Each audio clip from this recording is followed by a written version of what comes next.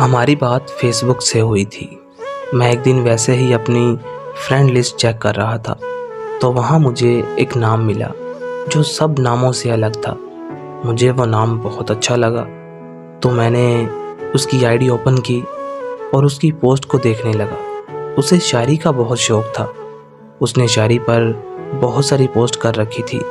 मुझे वो लड़की बहुत अच्छी लगी, तो मैंने उसे मैसेज किया, लेकिन उसका मुझे कोई जवाब ना आया। मैंने उसे दोबारा कोई मैसेज ना किया, लेकिन फिर कुछ दिनों के बाद उसका जवाब आया। पहली बार हमारी बात हुई, मुझे वो बहुत अच्छी लगी, तो मैंने उसे बोला कि क्या आप मेरी दोस्त बनोगी? सिर्फ दोस्त। लेकिन उसने मना कर दिया। लेकिन फिर कुछ दिनों के बाद वो मान गई। हमारी बात बहुत कम होती थी, लेकिन उसका इतने अच्छे से मेरे साथ पेश आना मुझे बहुत मुतासिर करता था। फिर हमारी बात गहरी दोस्ती तक पहुंच गई। मैंने उसके साथ कभी झूठ नहीं बोला था, लेकिन उसने मेरे साथ कभी सच नहीं बोला था। वो मुझे बहुत इज्जत देती थी। शायद इतनी इज्जत कोई लड़की किसी लड़की को ना दे पाए। वो मेरा नाम बहुत प्यार से लेती थी। हमारी बात होते होते फेसबुक से व्हाट्सएप पर आ गई।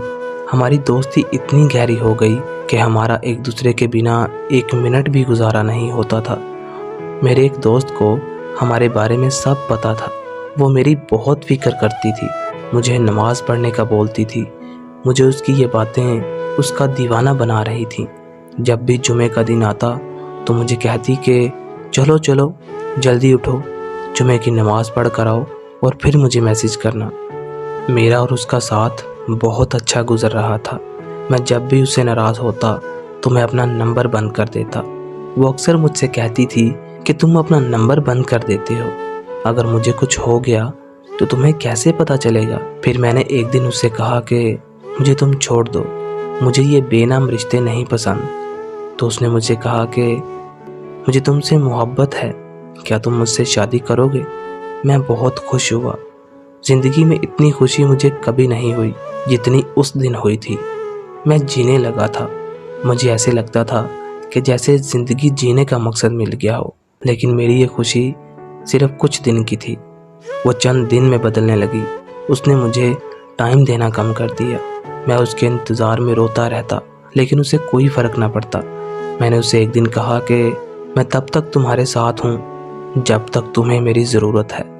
तब उसने मुझे कहा कि मोहब्बत में ज़रूरत की नहीं, साथ की ज़रूरत होती है। मुझे फिर उसके लफ्ज़ों से इश्क हो जाता था। फिर एक दिन मैं उससे नाराज़ हो गया।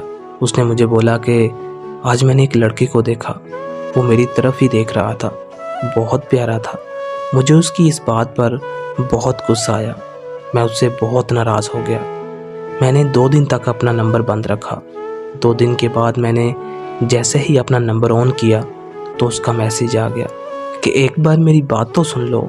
उसने मुझसे माफ़ी मांगी, तो मैंने भी उसे माफ़ कर दिया। मेरे माफ़ करने पर भी वो कुछ ऐसी बातें कर जाया करती थी जिससे मुझे गुस्सा आता था। उसने मुझे टाइम भी कम देना शुरू कर दिया। एक दिन मैं उससे बहुत ज़्यादा नाराज़ हो गया क्योंकि उसने मुझे छोड़ने की बात की थी। मुझे उससे बेपनाह मोहब्बत हो गई थी। मैं उसके बगैर रहने का सोच भी नहीं सकता था। वो लड़की मेरी सांसों में बस गई थी। उसकी आंखें बहुत प्यारी थी। जो मैं उसके बारे में सोच रहा था वो सब गलत था। वो लड़की किसी और लड़के से भी बात करती थी। मैं सोच भी नहीं सकता था कि वो मेरे साथ ऐसा कर सकती है। उस लड़के ने उसके घर रिश्ता भेजा और उसके घर वालों ने हाँ भी कर दी। इस वजह से वो मुझे इग्नोर करने लगी। तो मैंने इन सब बातों से तंग आकर उसके एक दूसरे नंबर पर मैसेज किया। वो अक्सर मुझसे उस नंबर से बात किया करती थी। वो शायद उसकी बड़ी बहन का नंबर था। मैंने उस नंबर पर मैसेज किया तो उसकी बहन ने मुझे रिप्लाई किया। तो मैंने उनको हम दोनों के बारे में बताया। तो उन्होंने जो मुझे बातें बताई, मेरे तो होश उड़ गए। उन्होंने मुझे बताया कि ये तो किसी और लड़के से मोहब्बत करती है और उस लड़के ने घर में रिश्ता भी भेजा है और घर वालों ने हाँ भी कर दी है। जब मुझे इन सब बातों के बारे में पता चला तो मैं बहुत रोया और मेरा दोस्त मुझे चुप करवा रहा था क्योंकि वो मेरी सारी बातें जानता था। जब मेरी उससे बात हुई तो वो अभी भी मुझसे यही कहती थी कि मैं सर से लेकर पाँव तक आपकी हूँ। फिर कुछ दिनों के बाद उसकी मंगनी भी हो गई, लेकिन फिर भी उसने मुझे इस बारे में कुछ नहीं बताया। और फिर उसकी शादी के दिन भी करीब आ गए। तब उसने मुझसे कहा कि मुझे भूल जाओ, मेरी शादी है। मैंने उसके बहुत तरले डाले कि मुझे मत छोड़ो, तुम्हें पता है मैं तुम्हारे बिना नहीं रह सकता और ना ही मुझे तुम्हारे बिना रहना आता है। लेकिन उसने मेरी एक ना सुनी और मुझे अकेला छोड़कर हमेशा हमेशा के लिए चली गई। उसने मुड़कर भी नहीं देखा कि मैं ज़िंदा हूँ या मर गया।